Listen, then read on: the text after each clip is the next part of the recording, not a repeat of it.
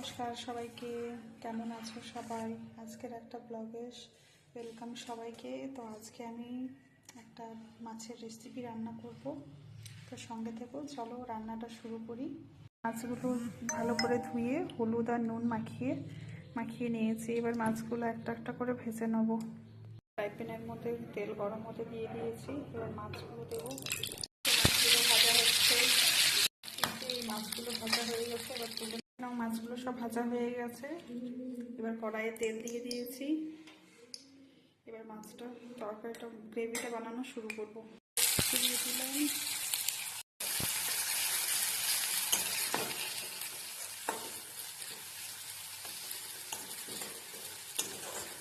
Tomato, হলুদ আর নুন দিয়ে দিয়েছি। এটা ভালো করে ভেজে নেবো, তারপরে সরষে বাটাটা দেবো। এই যে দেখো, শিলের মধ্যে আমি